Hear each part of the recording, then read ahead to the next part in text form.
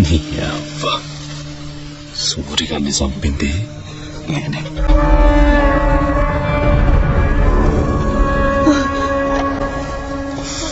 దీనికే భయపడతట్లనే చంపిందే నీకోసం.